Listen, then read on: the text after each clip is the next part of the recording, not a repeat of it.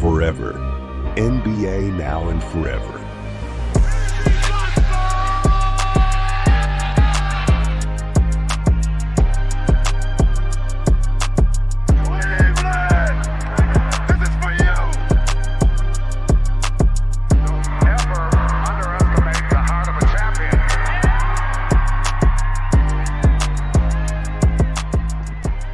Et voilà, on se retrouve pour la seconde actu. Seconde actu. On va faire un gros tour des rumeurs des free agents. Parce qu'il y a Allons-y. énormément de rumeurs en ce moment, donc j'en ai sélectionné plusieurs, pas toutes, parce que si je vous sélectionne tout, on est en temps de finale, on va parler des finales après. Si je commence à tout vous sélectionner, on en a pour 1h30. Voilà, c'est pas le but. Wow. Je parlais des Suns et de Kevin Durant. Moi, Dama, je te propose d'aller directement là-dessus. Kevin Durant, du coup, qui nous a donné ses 3 destinations préférentielles. Enfin, c'est des on-dit, hein, mais les Rockets. Et il s'amuse, ce mec. Hein. Les Rockets, les Spurs, Ouais. parce qu'il aimerait bien retourner dans le Texas. Tiens. Il y a une dernière équipe qui vient de se rajouter dans les rumeurs, ce serait le Miami Heat. Ah, le hit. Mais du coup, les Suns, eux, ils ont annoncé que même si KD avait ses préférences, ils le vendraient au plus offrant. À juste titre. Exactement. Ça s'entend. Mais moi, la question, c'est le hit, est-ce qu'ils ont du pic? Ils peuvent donner 2 firsts et quelques secondes. Alors, pourquoi je parle du hit? Parce qu'en vérité, le hit, par rapport à Pat Riley, qui est clairement dans ces dernières années sous la présidence de sa franchise chérie, où il est là depuis 1995, ils sont clairement dans leur dernière chance. Ouais. Il est clairement dans ses derniers faux follets, donc il aurait tout intérêt à pouvoir se positionner pour Kevin Durant au cours de cet été, hein, histoire de ramener la franchise du Heat en première ligne. Ça me semblerait être intéressant, et voire même sacrifier Tyler Hero. Ça me paraît tout à fait logique pour, même si les Suns n'en ont clairement pas besoin, parce que sur les postes arrière, il y a clairement du monde. Mais et t'as qui d'autre? Les Rockets? Les Rockets, bien sûr.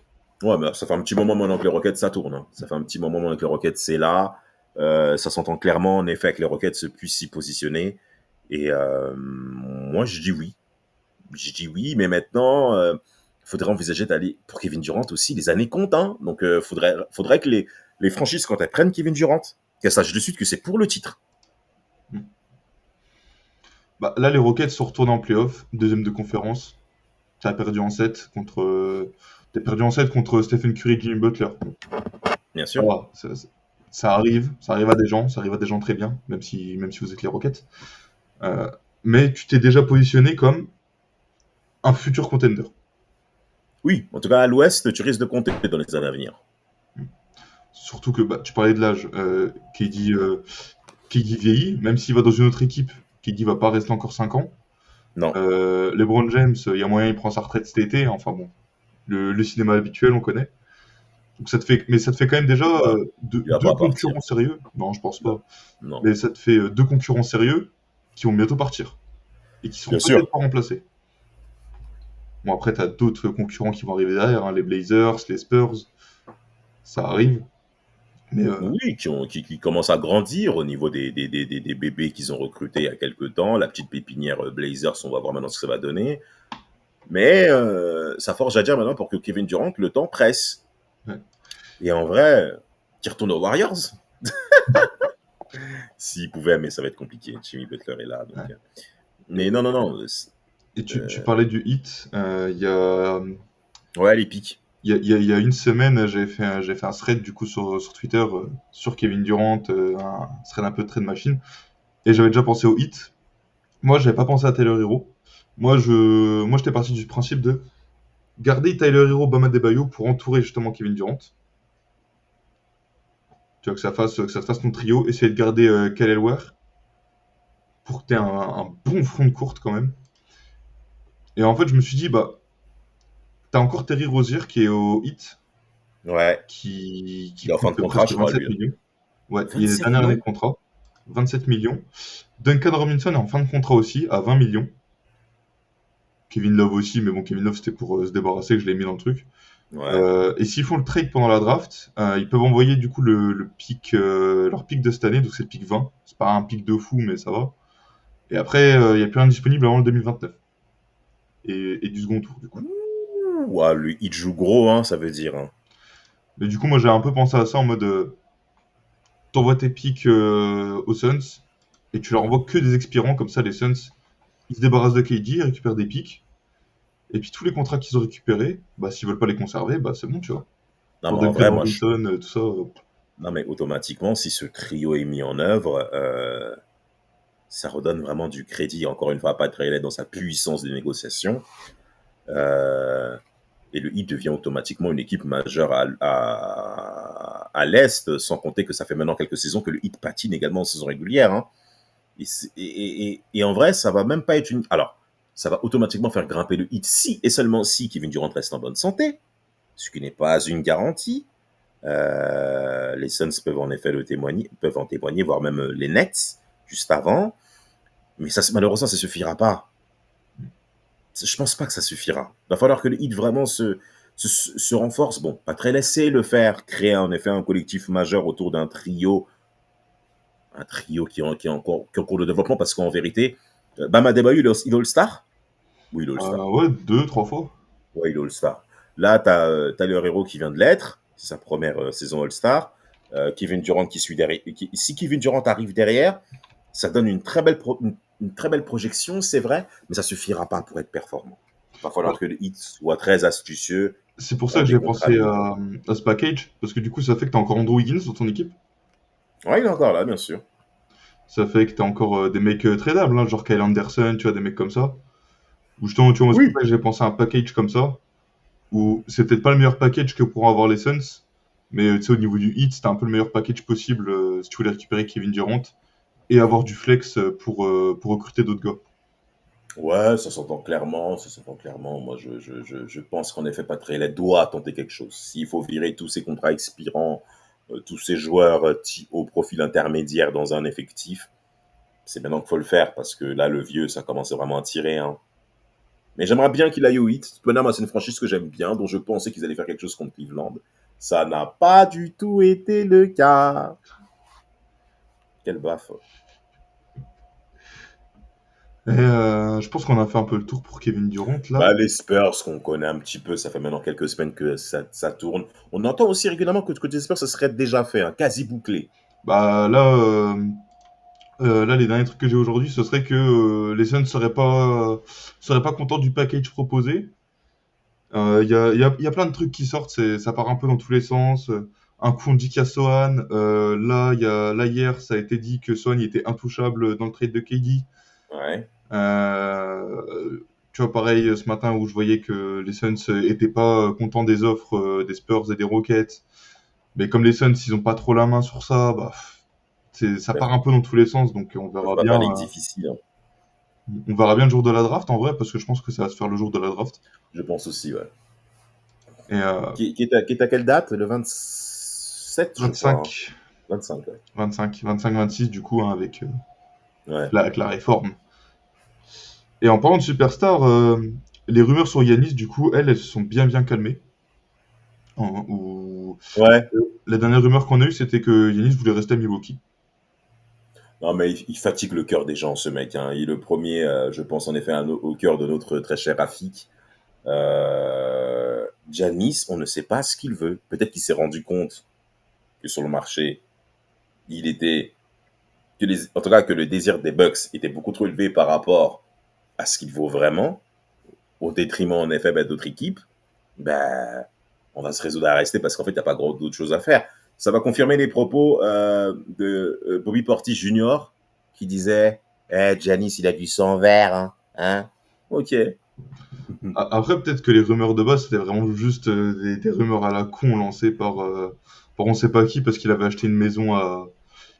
Il a acheté un appartement à New York, je crois, si je dis pas de Ouais, un truc conneries. comme ça, ouais. Mais tu sais, dès que t'as un mec qui achète un appart ou une maison dans une ville où il y a une équipe NBA qui joue pour une autre équipe, ça part en. Surtout New York ou Los Angeles. Ouais. Mais ça part toujours dans les ah, il veut aller là-bas, machin.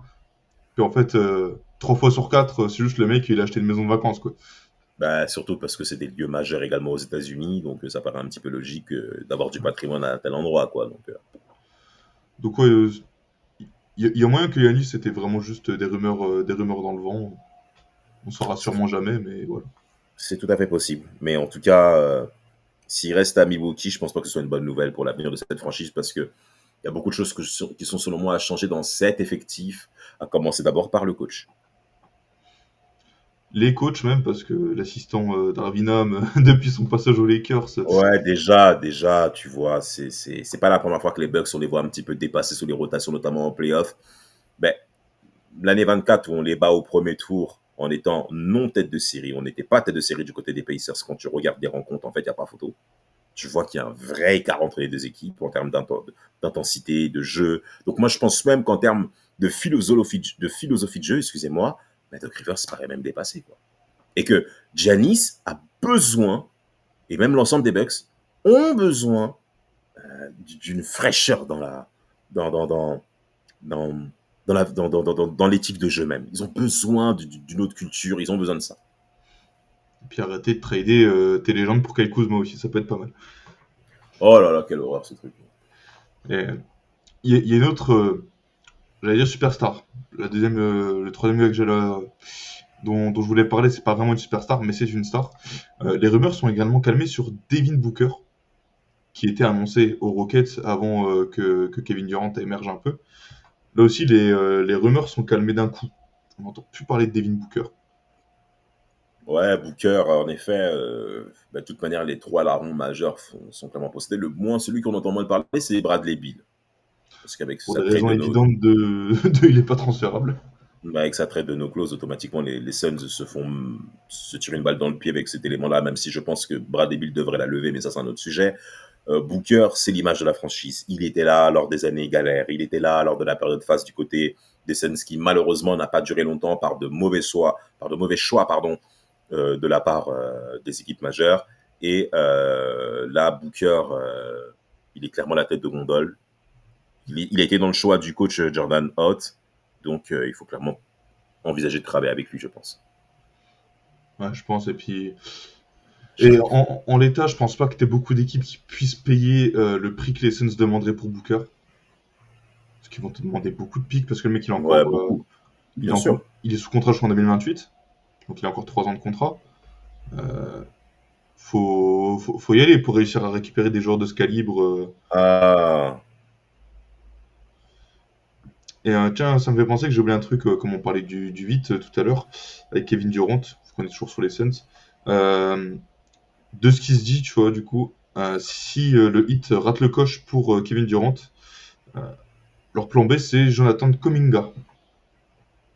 Jonathan Kuminga. Ouais, Le hit. ouais, le Heat, ouais. Ah, très belle initiative. Mais il leur faut un autre joueur scoreur dans cette équipe. Ouais. Malheureusement, Bam Adebayo ne sera pas la présence offensive et qui t'amènera 23 points, 25 points, dont le Heat a besoin. Malheureusement, ça coûte cher, notamment à cette franchise. Donc, ramener un autre extérieur de qualité avec une vraie proportion, qu'un vrai potentiel, pourquoi pas. Ouais, c'est pas Mais déconnant. non, c'est pas déconnant, mais Puis il aura du temps de jeu non, cette fois. qui tente d'abord sur Kevin Durant. Qui Oui, bah tente, oui. wesh. Ouais, de toute façon, c'est leur plan B de ce que j'ai pu voir. Mais ça veut dire qu'ils sont prêts à recruter, en tout cas, le Heat. Ils sont prêts à être agressifs. Enfin. Et en parlant de recrutement, d'être agressif, de payer la taxe, euh, faut qu'on parle bien évidemment de Miles Turner, hein, qui est aussi au cœur de beaucoup de rumeurs. Ouais, Dont la première rumeur, c'est que les Pacers, pour une fois, vont dépasser la taxe pour prolonger Miles Turner. C'est ce qui aurait été annoncé. Voilà. Les Pacers n'ont pas souvent payé la taxe, parce que voilà, le proprio ne voulait pas. Mais là, cette fois, ça fait 10 ans qu'il est chez vous, Turner? À peu ouais, près. Voilà, ils ont dit pour le conserver, cette fois on est prêt à payer la taxe. Alors, voilà, Turner a connu quand même beaucoup de rumeurs de transfert au cours de sa carrière. complètement. Il a connu aussi une évolution. Euh, je ne saurais pas comment décrire son évolution à Turner parce que c'était, tu sais, ces saisons là où il faisait plein de contres, où il était meilleur contreur de la ligue et tout, c'était juste Bon, il en fait balancé. toujours. C'est toujours un très bon contreur, hein. Ouais, mais tu vois, maintenant, j'ai l'impression qu'avant c'était genre du contre pour du contre et que maintenant c'est un vrai bon défenseur, tu vois. Ouais, je vois ce que tu veux dire. Je vois ce que tu veux dire. C'est un bon contrôle ne veut pas dire que tu es un bon défenseur en un contre un, ou soit un défenseur type libéraux qui est de couverture. Bon, soit si t'es contraire, c'est que t'es, à mon avis, déjà un bon libéraux de base. Mais Turner, c'est vrai qu'il a progressé qualitativement sur des bases d'un contre un. En tout cas, il a intérêt à le prouver ce soir, vu les circonstances dans lesquelles nous sommes. Mais c'est vrai, il a une meilleure défense. Et en fait, il y a un joueur qui caractérise bien justement la progression de Turner, c'est Joel Embiid. Joel Embiid a même dit en interview, Turner, depuis le début de ma carrière, en un contre un, je le règle. Et en soi, c'est vrai. J'ai vu beaucoup de matchs Sixers, Pacers où c'était très difficile pour Turner. Mais c'est vrai qu'il a fait des progressions au niveau de sa défense latérale en termes de vitesse, même s'il y a encore des progrès à faire, ça c'est une évidence. Et Turner doit surtout progresser au rebond. Ah, ça, c'est. Bah, C'est un running gag, j'ai l'impression, le rebond de Turner et des Pacers. il abuse. Il abuse, wesh. Mais aussi, il faut noter un truc avec Turner, c'est son évolution au scoring à partir du moment où Rick Carlisle est arrivé aux Pacers. Bah, de toute manière, Turner, déjà de base, intrinsèquement parlant, il a toujours eu une bonne technique de tir. C'est un joueur qui, à mi-distance et voire à longue distance, qui est capable de faire très mal. Ça a été, on l'a plusieurs fois vu en playoff pouvoir réaliser ce genre de performance. De toute manière, cette année, il finit avec 39% à 3 points pour un poste 5. Ça reste toujours très, très, très intéressant. Mais et en effet, via les évolutions offensives que Rick Carlisle propose, c'est tout à son honneur de pouvoir le produire. On connaît où est le bas blesse par rapport à Turner. Mais en tout cas, si les Pacers sont prêts à prendre ce virage, ça veut dire qu'ils s'ouvrent une porte en se disant cette cohésion d'équipe-là peut nous amener au titre. Ils en sont en lutte, à eux de le prouver. Et pas que cette année. Et pour continuer un peu sur le cas Turner, parce qu'il y a aussi d'autres équipes qui surveillent le dossier, forcément, Turner fait quand même sensation cette saison, dont les Pistons, où les Pistons, d'après les rumeurs qu'on a, vont être très très agressifs sur le cas Turner, parce qu'ils voudraient rajouter justement un big man qui shoot pour épauler un peu Jalen Duren qui a pas de shoot, hein, voilà, qui a pas de shoot, qui est un peu...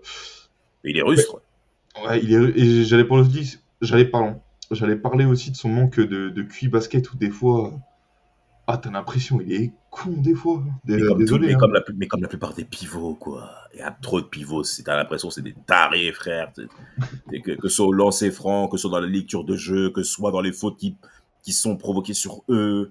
Des fois, ils abusent, frère. En plus, ils font de la vidéo. Mais qu'est-ce qu'ils regardent à la vidéo sur les sessions d'après-match? Mais tu sais, c'est les mêmes fautes qu'on a vues à 2 matchs avant, frère. Mais attends, mais même au lancer franc, qu'est-ce qu'ils foutent l'été, quoi?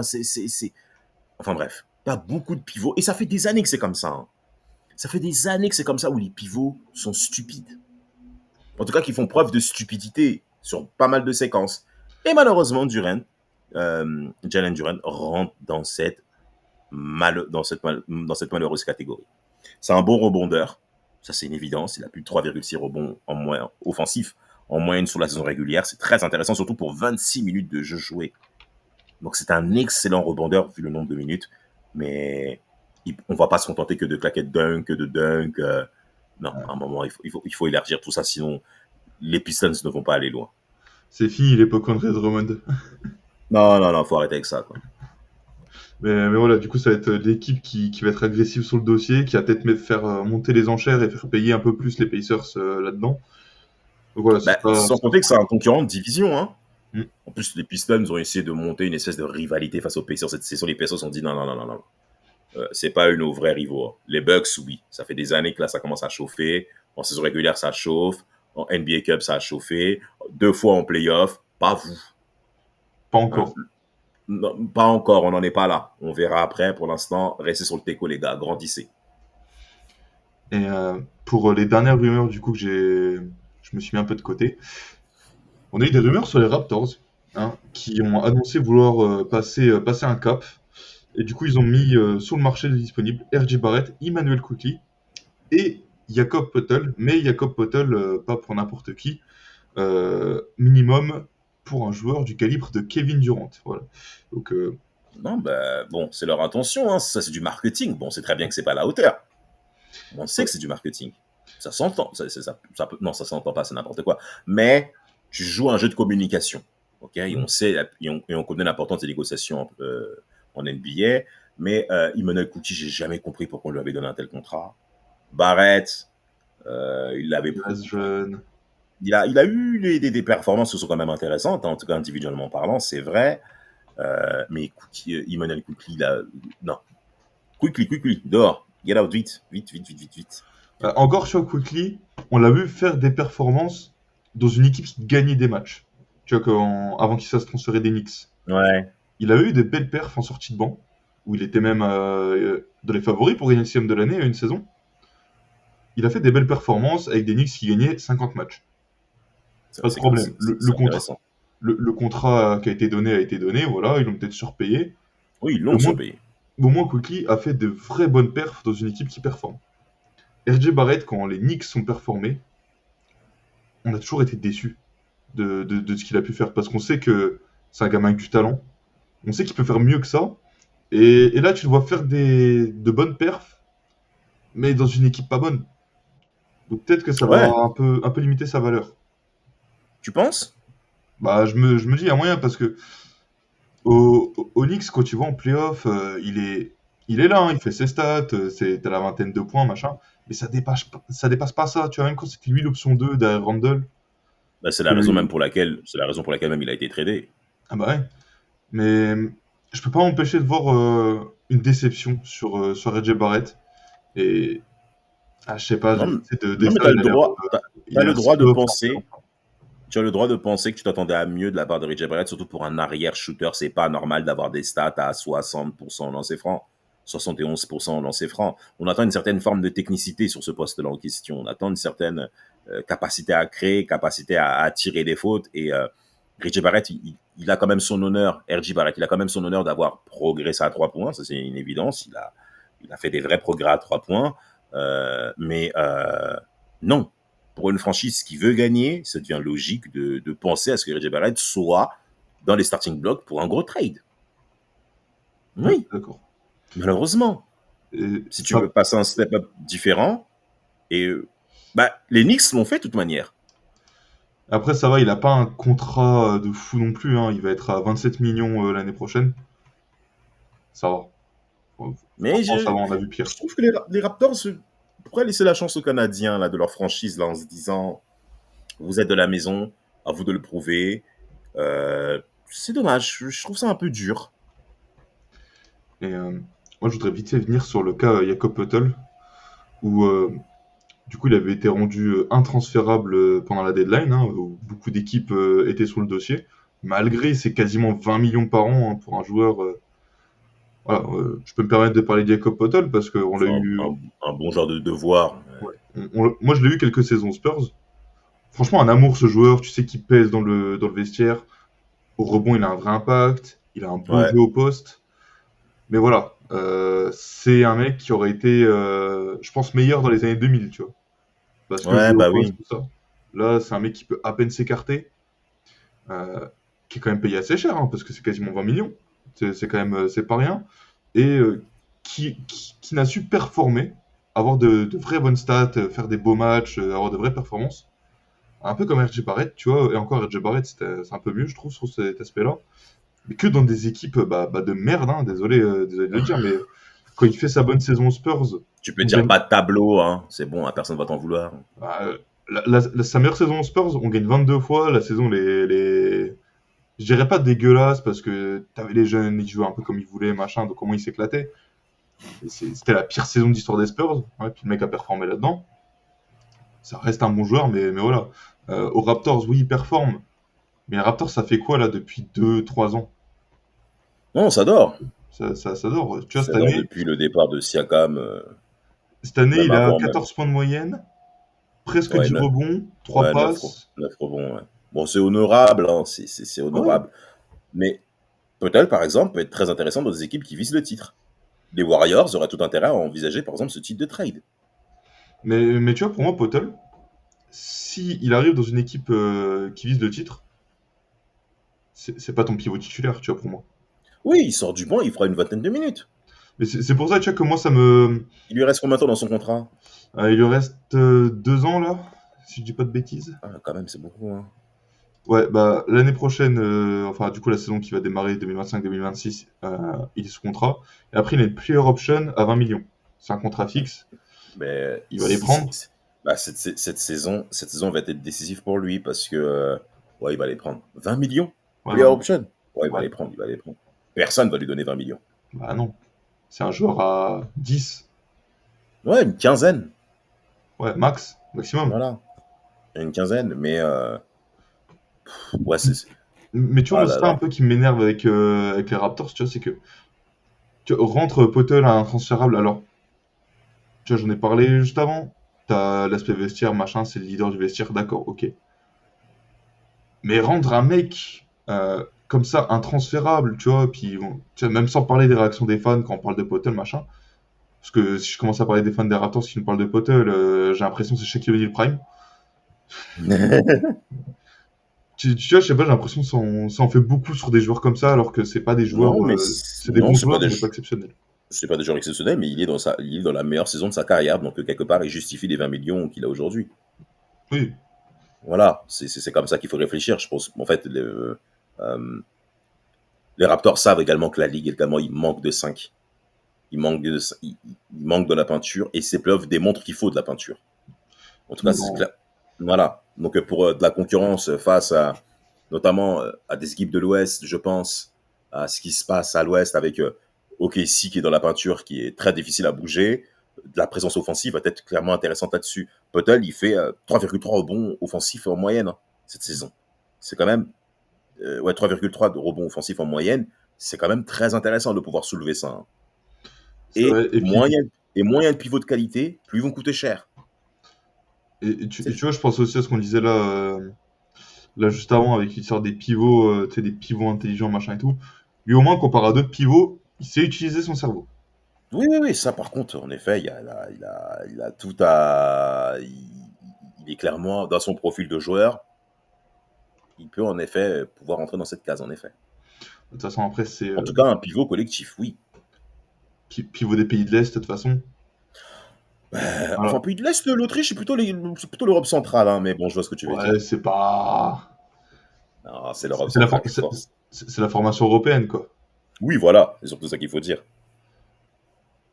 Dont j'attends des On peut dire. résultats très intéressants cet été, une compétition très intéressante, et surtout jouer au 28, battre les États-Unis à Los Angeles. Voilà, c'est dit. Exactement. Bah écoute, moi j'ai fait le tour des petites rumeurs On y va. que j'ai rassemblées. Donc du coup, on vous dit à tout de suite pour notre petit débat, discussion de la semaine.